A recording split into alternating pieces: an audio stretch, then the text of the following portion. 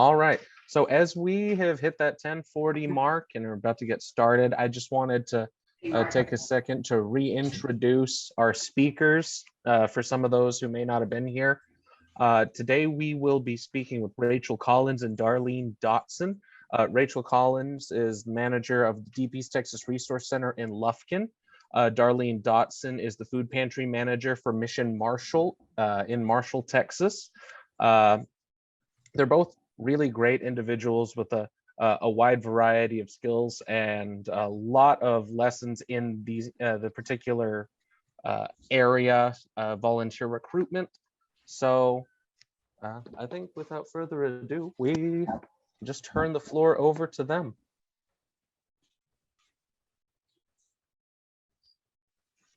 Do you want to go first, Rachel? Sure. Okay.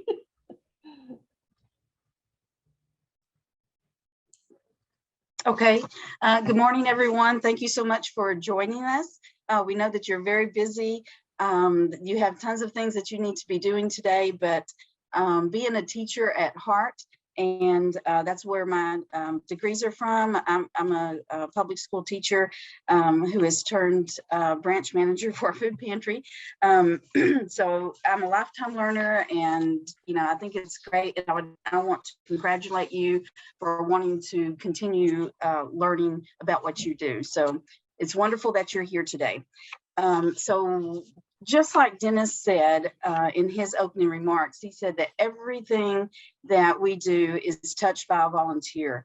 And so we cannot function, we cannot be successful without volunteers. So we're just going to talk a little bit today about that, about recruiting volunteers, and not just volunteers, but dedicated volunteers. That's what we want, because it takes time to retrain and to get people knowledgeable about what we're doing. So having said that, Laura, I would like to thank you for being there for us in the behind the scenes, and we appreciate Tech 12 so much.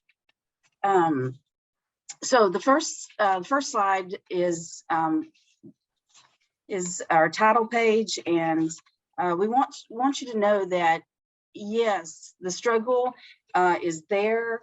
Everyone struggles with getting volunteers, and we just want you to know that you are not alone, that we all deal with this issue. So we'll go ahead and start with the next slide. Before we jump into where am I going to find these dedicated volunteers, we just want to talk a little bit about our own selves. We want to be prepared for this. So we want to make sure that we've prepped ourselves, we've prepped our team, and we've prepped our facility.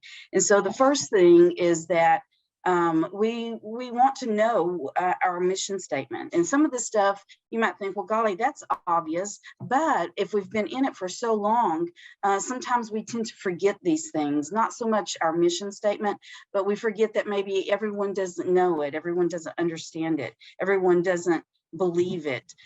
So we just always want to give ourselves a self-check on this and make sure that everyone's up to speed. So first of all, what is your mission statement? You know it. And so for the East Texas Food Bank, ours is easy, thank goodness. It's Fight Hunger and Feed Hope. And so, it's a two-part mission statement. So, it's easy and it's obvious that we want to feed people, we want to fight hunger and just hand out food. But we can't forget the second part, and that is to feed hope, because that is very, very important, not only for the clients that we serve, but in our actions and in our daily interactions with our teams, our volunteers, and of course, our clients and patrons. So when we're thinking about our mission statement, are we good?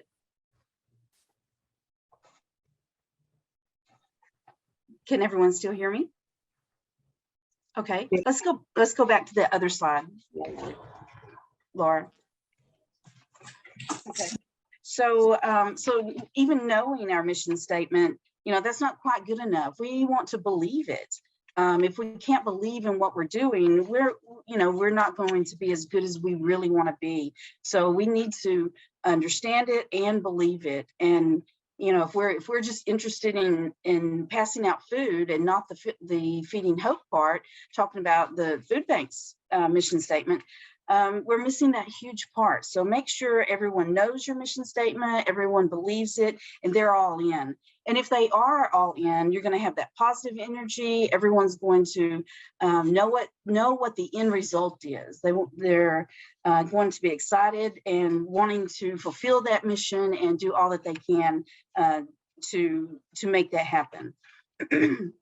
And having said that, if we are all in and we're working every day, a lot of us,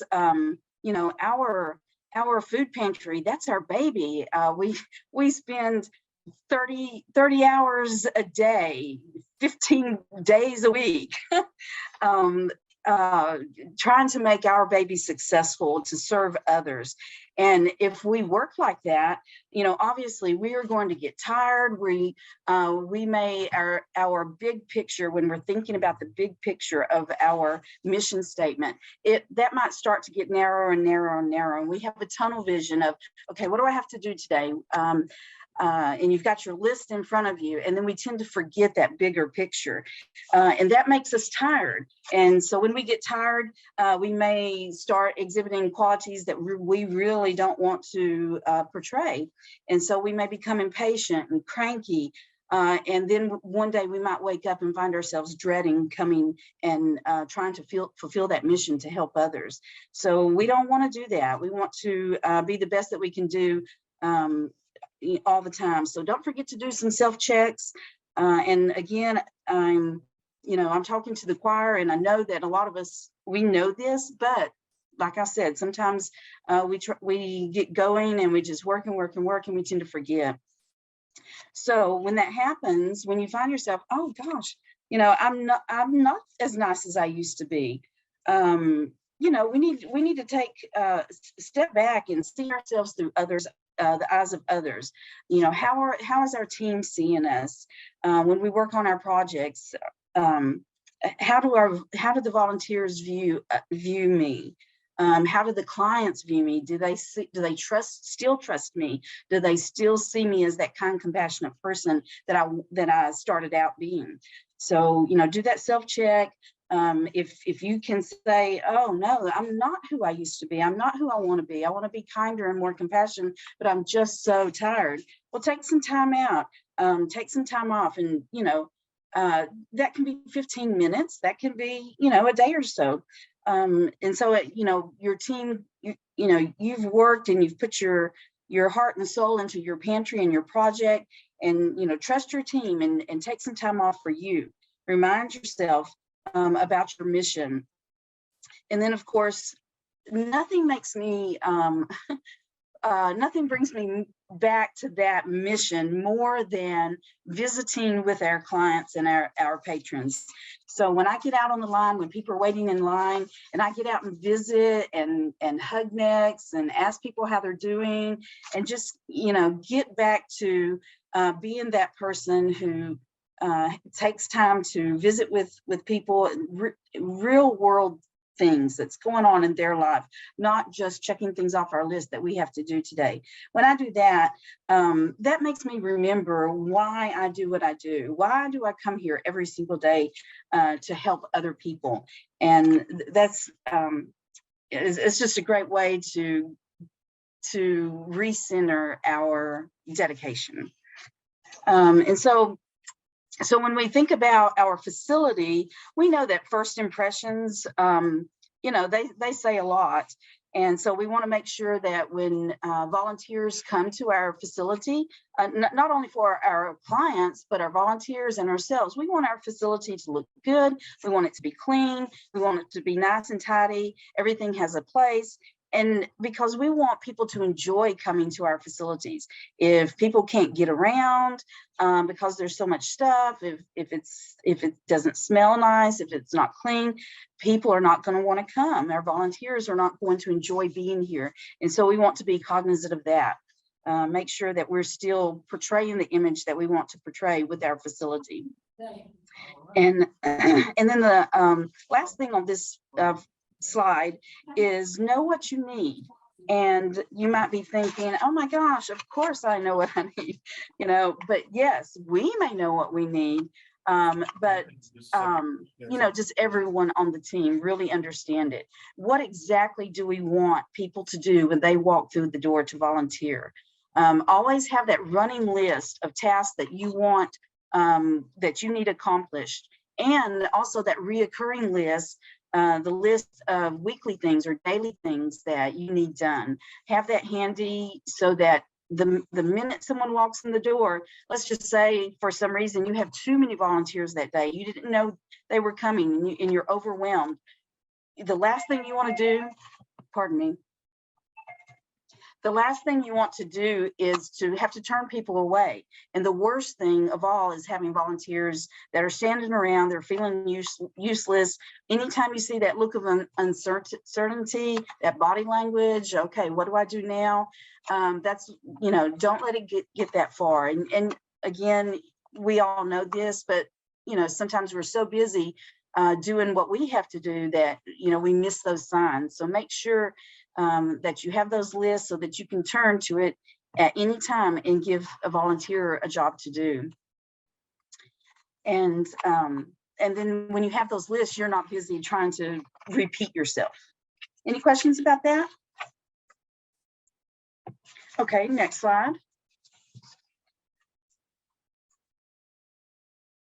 Okay, and so we want to prepare our volunteers. And once again, we know this, but the better we prepare our volunteers, the better our ship is going to run. And we want that to run smoothly. So I mentioned that we don't just want volunteers, we want dedicated volunteers.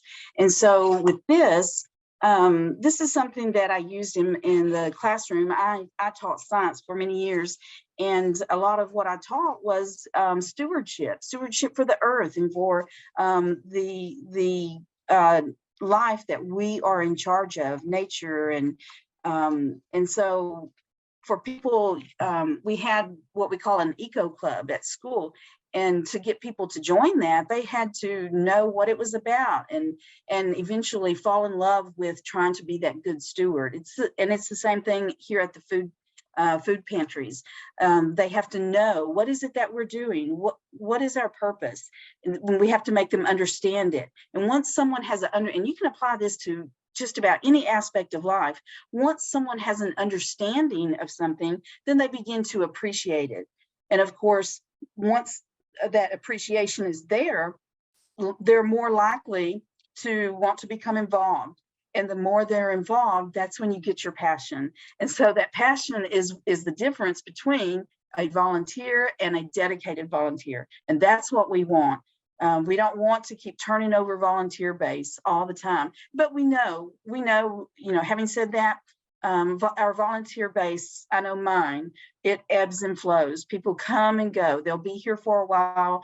They'll drop away. Then hopefully, because they're passionate about what they're doing, once their life circumstances kind of get back to normal, well, then they'll come back to us and be that dedicated volunteer that we need some more. So once they come in the door, we've got to effectively communicate to them. They have to understand what we want. And again, we may know what we want, but to convey it to them, we've got to be precise. We have to be consistent. Say what you mean and mean what you say. That's what I used in the classroom. And a lot of times when we tell our volunteers when we ask our volunteers to do a certain task, sometimes we'll need to lead by example. We need to model that request, show them what we want. And, again, this is kind of vague, but you can plug that thought into all the different tasks that you're going to ask of them. So show them what you want. And one of the main things about leading by example is our attitudes. We want a happy place. We want a loving, kind, compassionate atmosphere. And if we don't have that attitude, if we have not self-checked in a while and redirected ourselves, then our attitude, they're going to emulate our attitude. And here at the Deep East Texas Resource Center, we have that hidden agenda. And, by someone looking from the outside looking in, they're going to say, oh, they give food to people. But no, that hidden agenda for us is to break down barriers, to portray love and compassion, and be sincere about that. And if we're not sincere, we might as well give it up, because we're going to run our volunteers off, and worse yet, we're going to run our people off, our clients. They're not going to feel welcome. So if we don't have that love and compassion and the desire to make people feel safe and wanted, and that we truly care about them, well, that attitude will show forth, and our volunteers will start emulating that. And we don't want that. We want everyone to show love and compassion to our clients. And then humans we're such creatures of habit. Many of us always sit in the same pew at church. We sit at the same table at the restaurant if we can choose. We drive the same routes. We're such creatures of habit. But when it comes to this, we're just going to have to give up our favorite thing that we do. Give up your pew, relinquish your spot, your favorite thing that you do. If it's something that if it's appropriate for the volunteer to do, then give it up and let them do it. Give them the joy of doing that favorite thing that you like.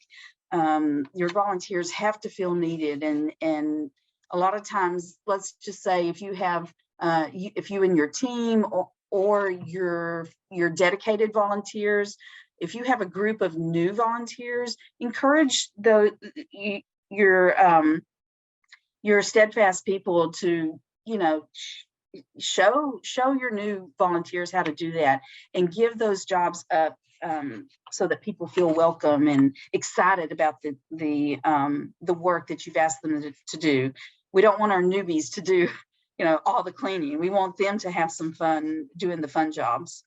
And then sprinkle some fun and glitter around. Have fun. Have a fun environment while you're working, getting the job done. Of course, we know we're all adults. We're going to be appropriate with that. It can't be all fun and jokes, obviously, but it needs to be fun. Throw in some music, throw in some snacks, throw in some attaboys and some high fives, to make sure everyone enjoys where they are and what they're doing.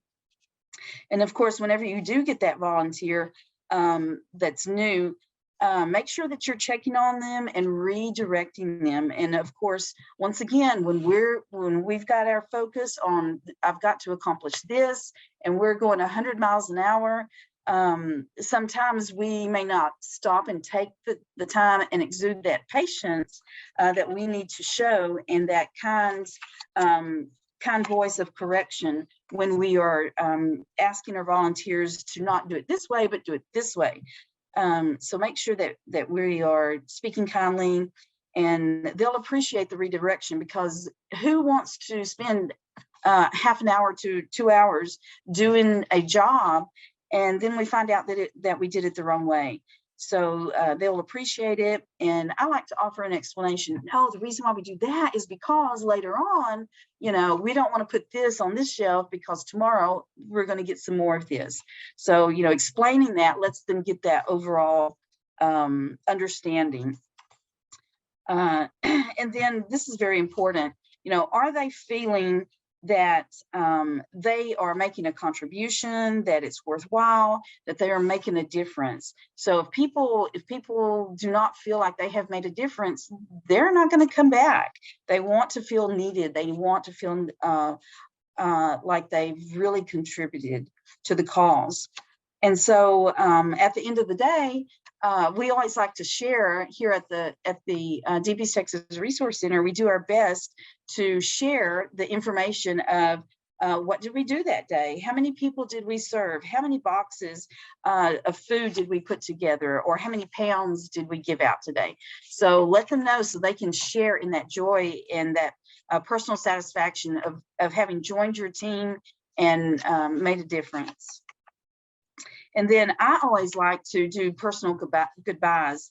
I like to get back out on the floor and tell the team, what a great job they did. Thank you so much for coming. And again, I know that you thank your volunteers, but from my standpoint, being the branch manager, I'm not always out there. I have other duties that I need to do, but I want them to know that, hey, I see you. I see what you've done. I see your hard work, and I appreciate you. So I try to do that personal thank you and express to them our desire to have them return and join us again.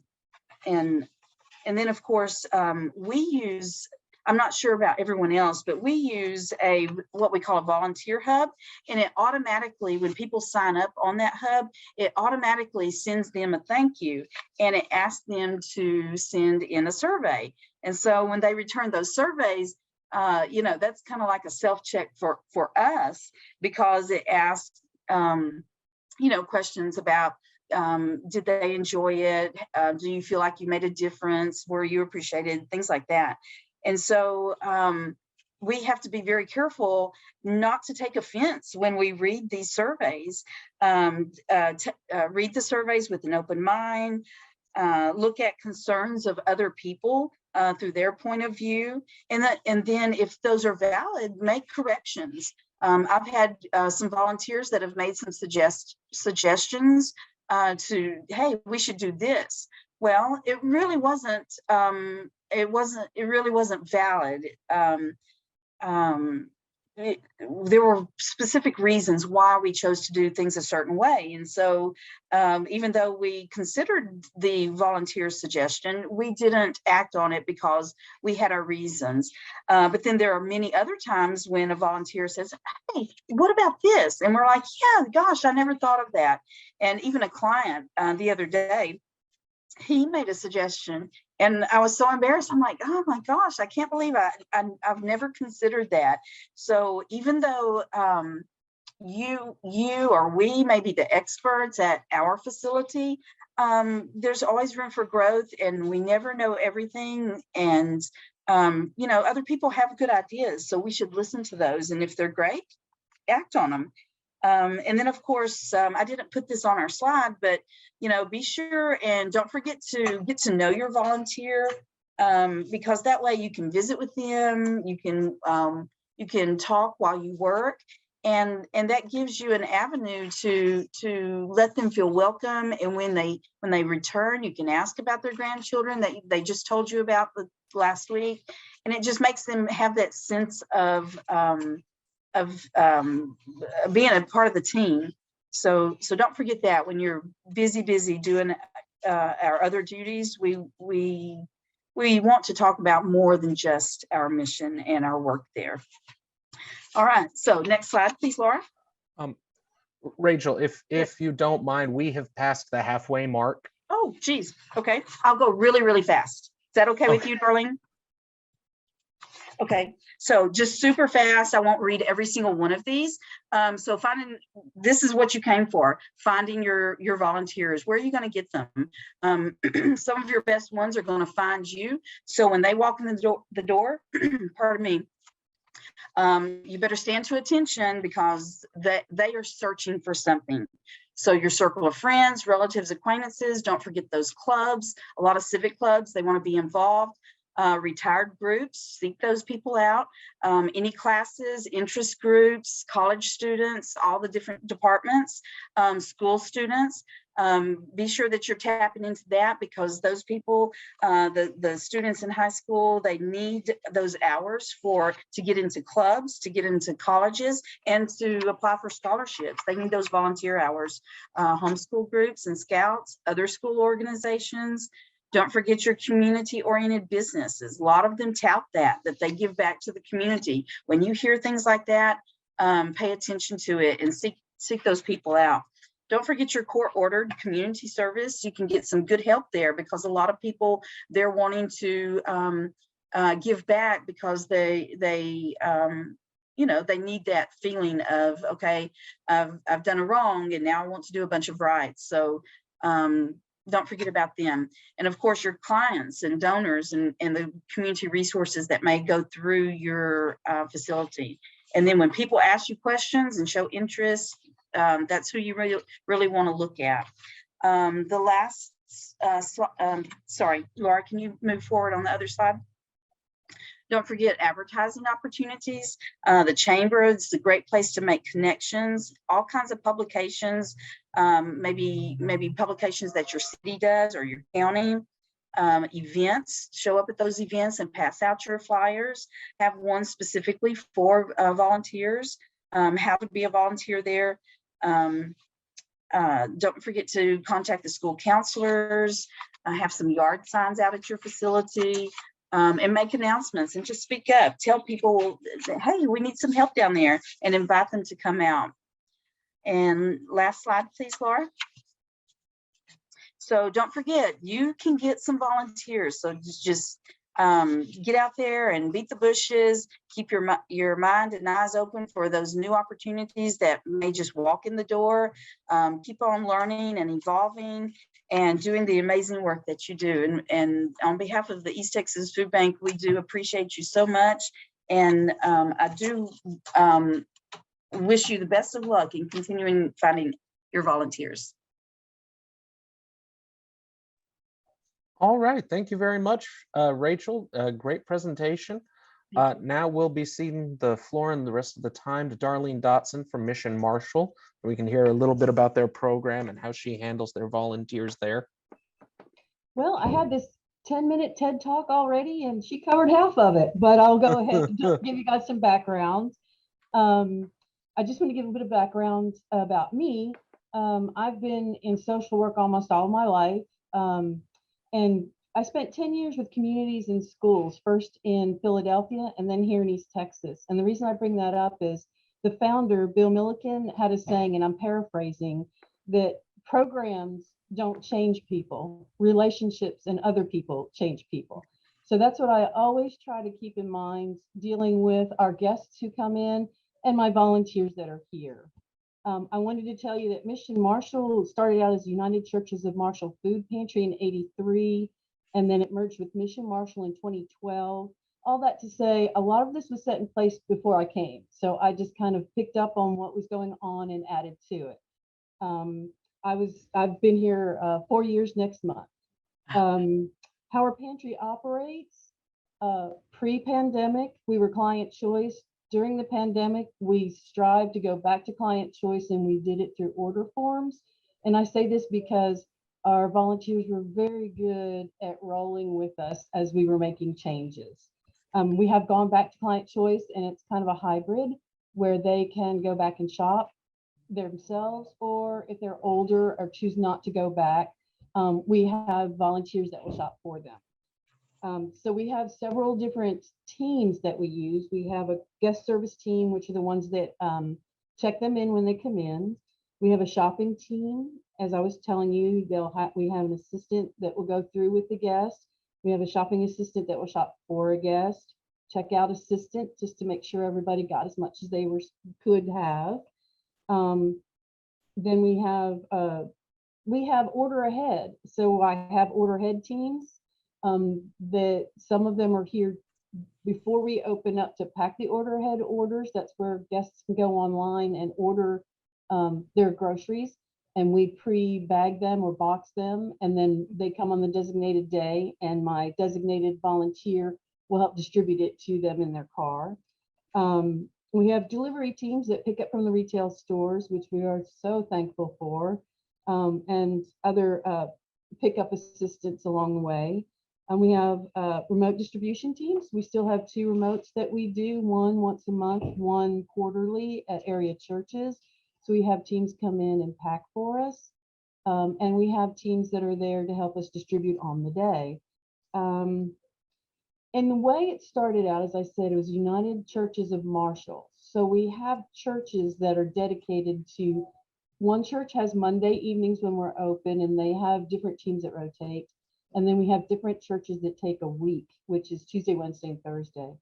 And as was already mentioned, a lot of our volunteers are getting older on those church teams. And so they're getting smaller. So I have been able to supplement that with some volunteers, what I call my independents. Some of them come from the churches, and all of my volunteers hear me say this. Do you have any friends or relatives that want to volunteer? you can come other than when your church is here. And I have had several volunteers that are dedicated. I have one that comes twice a week on Tuesdays and Wednesdays and helps me out in the warehouse.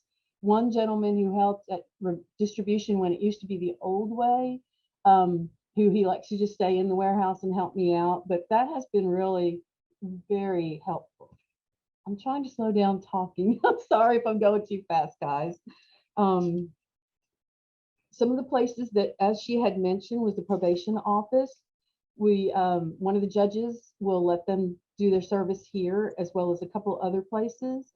But also one of the county judges will let them do it. Like if they had a ticket and they don't want to pay, they could do their hours here.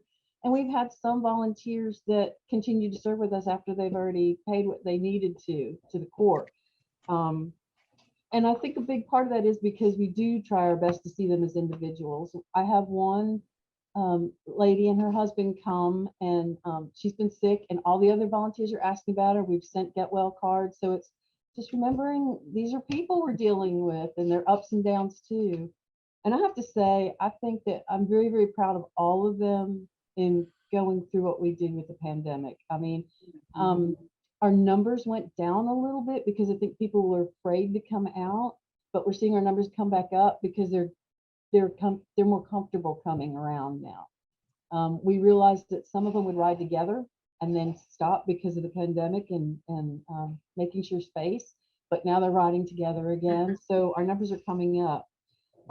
Area colleges, we're very lucky to have 4, and there are ETBU is a private college, and so kids that are on scholarship have to do so many service hours, and we're one of the places that can do that.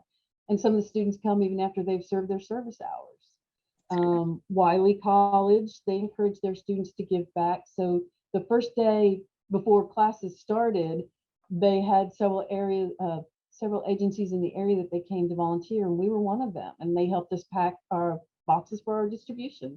So it went very well. Also with ETBU, their women's volleyball team and their women's basketball team have come to help us so they could get their hours, and it was a whole team. And you are very right about making sure you have enough for them to do, because you don't want them standing around, because that's when the danger starts. Even with your normal volunteers that come all the time, I have one I've laughed that if I give him any amount of time where he's not got something to do, he'll find something, and I usually have to undo it later. So it's making sure. And so I've started to do a list in the warehouse. It'll just be hanging there. It doesn't have to be done today, but just whenever. And so they can just, I don't have anything to do. Check the list. So that's been helping me a lot. And like you were saying about the area school districts, National Junior Honor Society, National Honor Society, especially during the summer, the kids like to come and get their hours prior to school starting. So we're appreciative of that. And as I said, various sports teams have contacted us.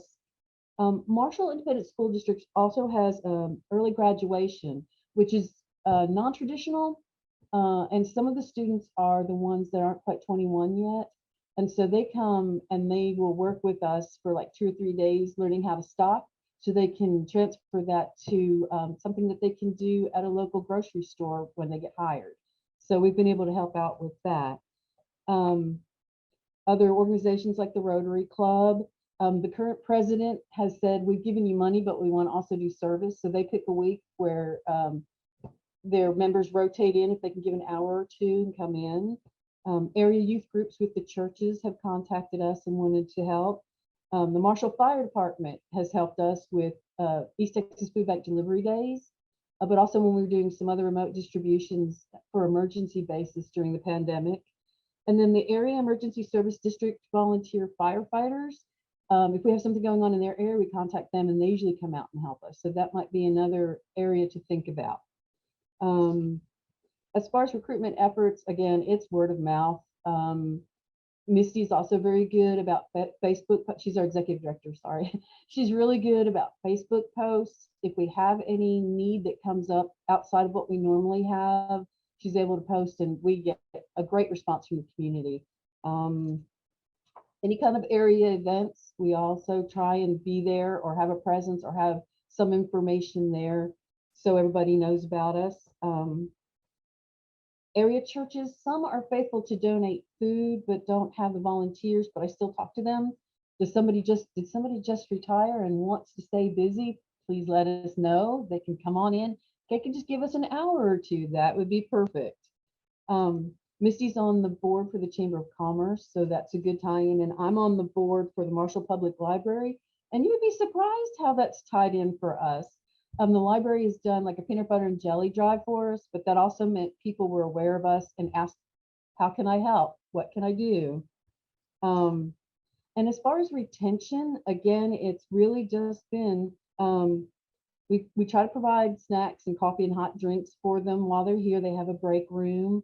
We provided lunch at the beginning of COVID for each, like I said, a team would serve a week. So we, like Wednesday, we would try to have a meal for them. Anytime we know there's a birthday, we take that as a reason to have cake. So we celebrate that. And we try to pick 3 or 4 volunteers each month to send thank you letters to.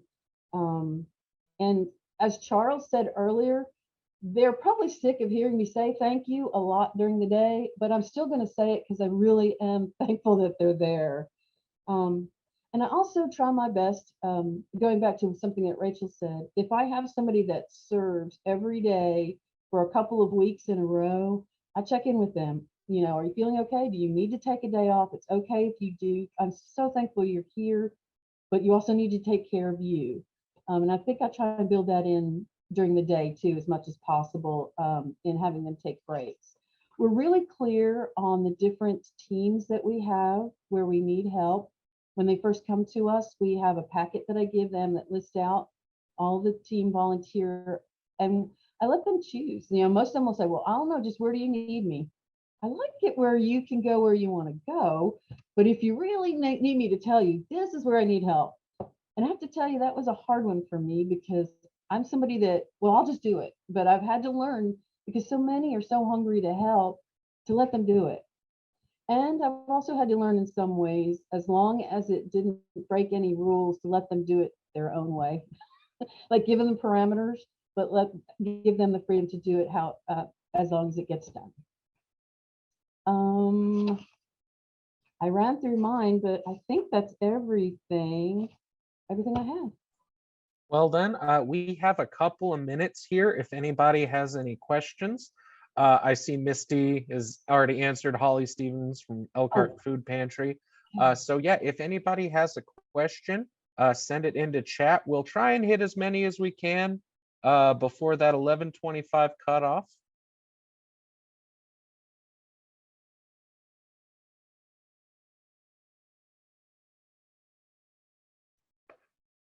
And let me see here. Rachel had her contact information at the end of her presentation, but Darlene, if you wouldn't mind putting yours down in the chat. I've also linked to our subject matter experts page. If any of you are interested in becoming a subject matter expert in one of the areas listed on that page, please get in contact with your agency services representative, either myself, Irene, or Charles. You know, we would love to have as many respondents as possible. You all have a wide breadth of experiences and knowledge regarding all of these different subjects. And again, each experience is going to be different from one pantry to the next. So absolutely let us know if you're interested. Hey, Adam, I just jumped in here real quick. Yes, sir.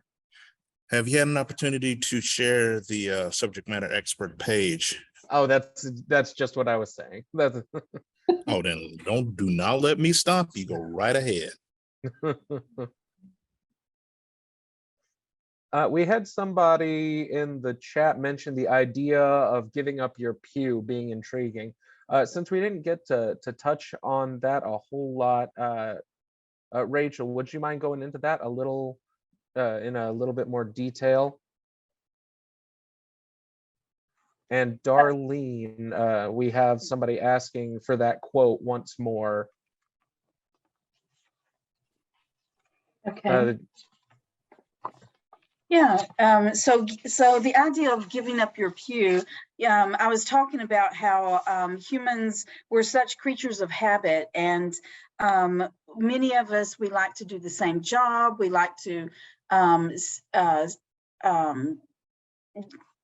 we don't like change. And so once we own something, specifically speaking, a job at the food pantry, say for instance, we have a wonderful volunteer. His name is Mike, and he drives 84 miles round trip nearly every day that we're open. We're open 5 days a week, and he drives nearly every day 84 miles to come, and his main job that he's adopted is bringing in our grocery carts. And if I go out there and attempt to bring in a grocery cart, it's just the day is not good, because that's his job. And so that's just one example. So if we had maybe a young teenager that's used to doing that at HEB, maybe he will want to go out and bring in carts. So we would want to, make sure that they both can bring in the carts. That's just an example. But find ourselves so that we're not stagnant saying, no, that's my job, that's my pew, I always sit there, I always do that job. We want to make sure that our more dedicated volunteers are willing to give those jobs up to newbies, so that they're not always doing the most fun thing or the most pleasant jobs, and we stick the more unpleasant jobs with our new volunteers. We want everyone, and it's just great so that everyone is well-rounded if we mix up the duties a lot. Does that help?